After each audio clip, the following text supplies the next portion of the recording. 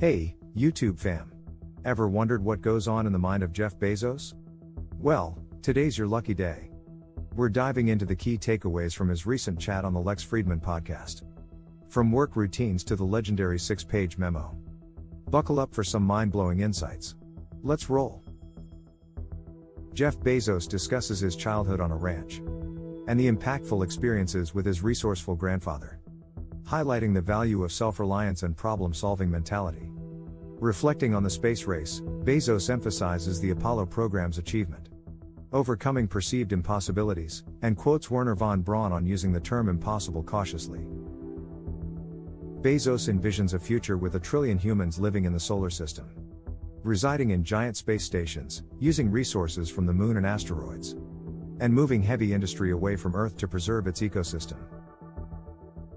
Bezos details the Blue Ring spacecraft, designed for payloads to geosynchronous orbit, offering various services like thermal management, electric power, and compute, likening it to Amazon Web Services for space payloads. Bezos clarifies that Blue Ring is not designed for human transport, introduces Blue Origin's lunar lander for landing humans on the moon, and discusses his early interest in theoretical physics before transitioning to computer science.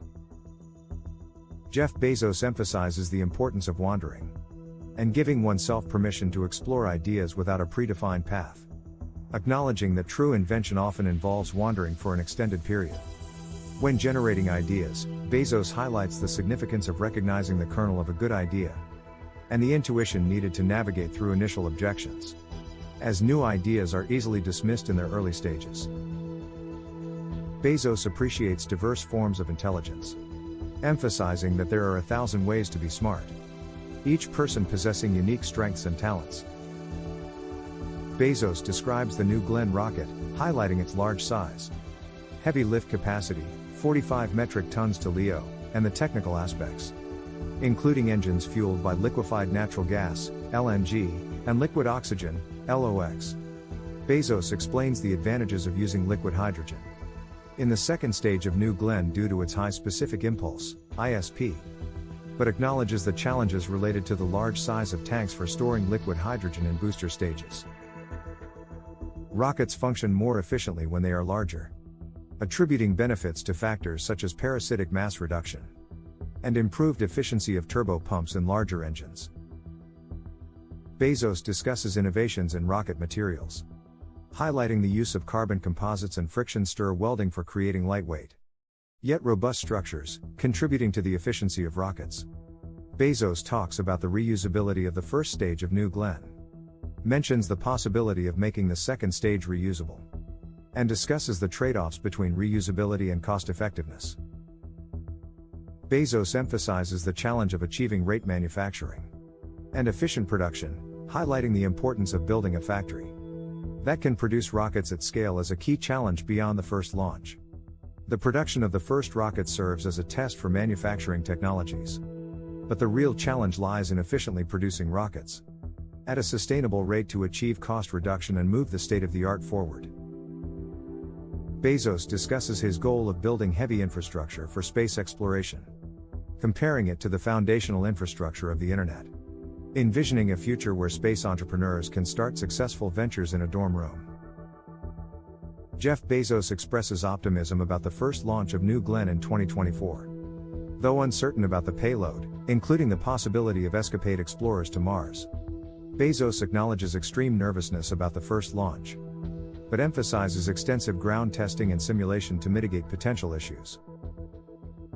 Bezos shares his experience riding New Shepard on its first crewed flight, highlighting the emotional moment with family and the powerful feeling of zero gravity. Bezos reflects on the overview effect, stating that seeing Earth from space makes one more environmentally conscious, quoting Jim Lovell's perspective on space.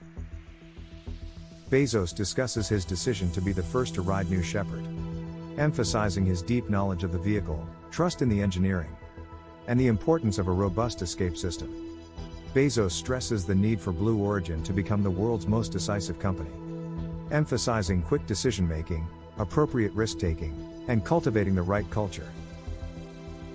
Bezos explains the concept of one-way and two-way door decisions, highlighting the importance of careful consideration for irreversible choices. Bezos introduces the disagree and commit principle, encouraging quick resolution of disagreements to maintain high energy and velocity in decision-making. Bezos briefly mentions Blue Origin's Mk-1 lander for the lunar program. Designed for a 3,000 kilograms cargo payload to the Moon's surface on a single New Glenn flight, Blue Origin is developing solar-powered cryocoolers to make hydrogen, a storable propellant for deep space missions, revolutionizing high-energy space travel to the Moon, outer planets, and Mars.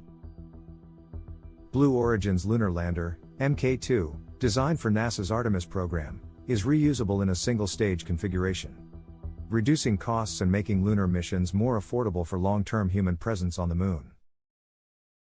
Blue Origin is exploring lunar resource utilization, such as lunar regolith, to manufacture commodities and solar cells on the Moon, aiming to make lunar living sustainable through local resource utilization. Extracting oxygen from lunar regolith and potentially finding ice in permanently shadowed craters could provide sustainable resources for human presence on the Moon, creating a pathway for extended lunar habitation. Jeff Bezos considers it unlikely he will step foot on the Moon or Mars in his lifetime, expecting future generations and professional astronauts to undertake such missions due to their risky and specialized nature. Blue Origin and SpaceX, according to Bezos, are not just competitors, but contributors to the dynamism of space exploration, with room for multiple successful companies at various scales in the industry. Bezos acknowledges Elon Musk's capability as a leader, highlighting commonalities and like-mindedness in their goals despite differences, expressing a desire for multiple successful companies in space exploration. Day one thinking involves starting fresh every day, avoiding self-consistency traps, and making new decisions daily, fostering a culture of innovation, adaptation, and continuous renewal within the organization. Skeptical view of proxies is emphasized by Bezos, cautioning against blindly managing to metrics without understanding their relevance to underlying goals, urging organizations to constantly reassess the value and relevance of metrics. Encouraging truth-telling within an organization requires establishing a culture that supports it, acknowledging discomfort, and allowing junior members to challenge senior leaders, fostering an environment where data-backed opinions are valued. Bezos emphasizes the importance of validating anecdotes when data and anecdotes diverge, sharing a story from Amazon's early days where he made a customer service call to investigate and address discrepancies in reported wait times. Bezos shares an early example of truth-telling at Amazon, revealing data collection flaws by dialing customer service, emphasizing the importance of seeking truth even when uncomfortable. Bezos discusses Amazon's obsession with the customer experience, highlighting the focus on both big and small details, referred to as paper cuts, to optimize customer satisfaction. Bezos reflects on the significance of inventions like one-click shopping, emphasizing the emotional impact of creating something beautiful and the continuous need for inventive thinking. Bezos connects the evolution of tools, like the Kindle, to the co-evolution of humanity, underlining the importance of considering the broader impact of technology on individuals and society. Bezos expresses optimism about AI's potential benefits, highlighting its role in preventing human self-destruction, but acknowledges the need for responsible development and consideration of potential risks. Bezos discusses the transformative impact of AI on various sectors, citing examples like Alexa's future improvements and tools like Titan and Bedrock developed by AWS for enterprise clients. On the possibility of romantic relationships between humans and robots, Bezos humorously suggests that, given human variety, it will happen eventually, though the extent is uncertain. Bezos describes his daily routine, involving a slow start, coffee, exercise, cardio and weightlifting, and intense work hours, especially focused on Blue Origin, highlighting the challenges and joys of the journey. Jeff Bezos' work involves reading documents, having meetings, and focusing on technology and organization within Blue Origin. He enjoys technology but finds building organizations less enjoyable. Bezos achieves focused thinking through thinking retreats. He doesn't adhere to a strict schedule and prefers meetings with crisp documents and messy discussions to stimulate breakthroughs. Amazon and Blue Origin have unique meeting practices, starting with a 6-page narratively structured memo. They conduct a silent study hall before discussing the memo to ensure everyone is on the same page. Bezos emphasizes the importance of the 10,000-year clock as a symbol for long-term thinking.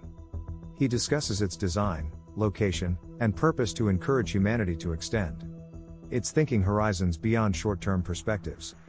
Bezos reflects on mortality, expressing a shift in his perspective as he aged. While desiring a long and healthy life, he is more focused on health span than immortality and is curious about witnessing the future. For the full podcast, check out the link in the description.